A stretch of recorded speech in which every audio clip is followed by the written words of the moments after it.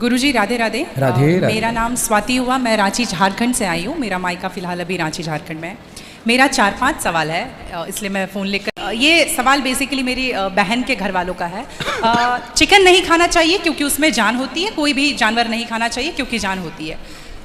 Plant में भी तो जान होती है ना गुरुजी? हाँ होती है। तो फिर हम उसको तोड़ते हैं तो उसको नहीं दर्द होता?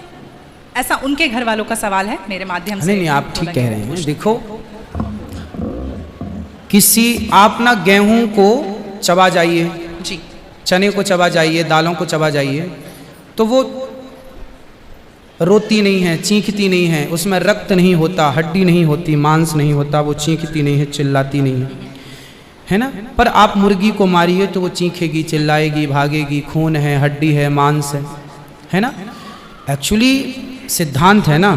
देखो, इतने सारे मर्द हैं, लेकिन इतने सारे मर्दों में एक मर्द ऐसा है जो आपका हाथ पकड़ के रह सकता है, आपका हाथ पकड़ के घूम सकता है, कोई कुछ नहीं बोल सकता, क्योंकि वो आपका पति है ना। समाज ने आपको इजाज़त दे दी, आपकी मांग भर गई, मंगलसूत्र आ गया, अब समाज ने स्वीकार कर लिया कि ये मर्द, ये पुरुष अब आपका पति है। अब आपको दूसरे पुरुषों के साथ देखा गया तो आप अच्छे नहीं माने जाएंगे। तो जैसे समाज ने एक पुरुष के संग, एक स्त्री के संग इजाज़त दे दी, शास्त्र ने इजाज़त दे दी कि आप इसके साथ रह सकते, ये लीगल है, उसी तरह आपको गेहूं, चावल, अंकुरित अनाज चीज़ें, दाल, चावल, सब्जी, रोटी खाना लीगल, वेद ने आज्ञा दे दी, ये खा सकते हैं। मांस के लिए आज्ञा नहीं दी। पतिव्रता नारी पराये मर्द के संग, पराये पुरुष के संग घूमेगी तो समाज उसे ठीक नहीं कहेगी। उसी तरह हमें शास्त्र आज्ञा करते हैं कि हमारे ठाकुर जी, हमारे राम फल खाते हैं, हमारे राम फल खाते हैं, दाल, चावल, साग, सब्जी, बादाम, काजू ये खाते हैं। तो हमारे राम, हमारे कृष्ण खाए, मतलब वेद ने आज्ञा दे दी कि आप ये खा सकते हैं, ये खाने का पदार्थ है। मांस शेर के लिए है, बिल्ली के लिए है, कुत्ता के लिए है। क्या आप कुत्ता हैं? क्या आप बिल्ली हैं? क्या आप शेर हैं? क्या आप चीता हैं? नहीं। फिर जब हम मनुष्य हैं तो मनुष्यवत व्यवहार करें जी। हम वो ना खाएं जो हमारे लिए नहीं है। अब मांस खाने वाले जानवर ना, आप गौर से देखिएगा, मांस खाने वाले जितने जानवर होते हैं, कुत्ता, बिल्ली, चीता, शेर, सब जीभ से चाट चाट के पानी पीते हैं जी। आपने कुत्ते को पानी पीते देखा हो? जीभ से पीते। लेकिन आप कैसे पानी पीते हैं? होंठों से पीते हैं, मुंह से पीते हैं। गाय कैसे पानी पीती है? मुंह से, जैसे हम लोग पीते। कुत्ता चाट के, बिल्ली चाट के। मतलब शाकाहारी जानवर और मांसाहारी जानवर दोनों ईश्वर ने बनाए हैं। गाय को आप मांस परोसिए, नहीं खाएगी, वो बकरी को मांस परोसिए नहीं खाएगी, भैंस को मांस परोसिए नहीं खाएगी। जब जानवर होके अपने धर्म में अड़े हैं तो हम इंसान क्यों अपना धर्म छोड़ रहे हैं? अब जो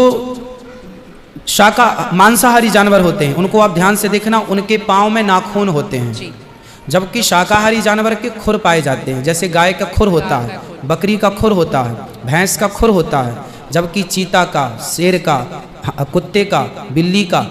अब आप देखिए कि आपके ईश्वर ने पैर बनाए हैं ना तरीके से, आप मुंह से पानी पी, मतलब आपके लक्षण शाकाहार से मैच कर रहे हैं, है ना। बिल्ली के, कुत्ते के यहाँ कहना इन दांत बड़े बड़े होते हैं मांस फाड़ने के लिए, आपके नहीं है। मतलब आप ईश्वर की तरफ से शाकाहार।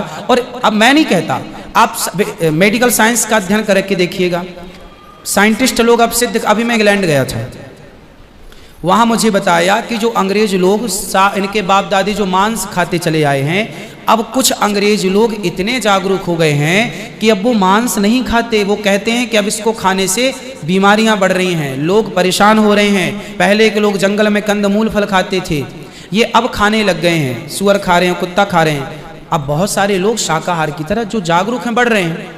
तो आप और हम तो पहले से जागरूक हैं, तो हम क्यों अपने आप को मांसाहार की तरफ ले जाएं? क्यों किसी की हड्डी चबाएं? बताइए, हमारे यहाँ मुर्दे को छूने से लोग नहाते हैं, कितनी दुर्गंध है। अब देखो, आप गेहूं, आप पालक काटो, गोभी काटो, है ना, मूली काटो, गाजर काटो, दाल पकाओ, कोई दुर्गंध आती है आपकी रसोई में? नहीं। लेकिन आप मुर्गी पकाओ, मुर्गी काटो, बिल्कुल वो बदबू से भर जाएगा जी। मतलब आपकी नाक भी आपको गवाह देने लग जाएगी, भाई बस कर, है ना।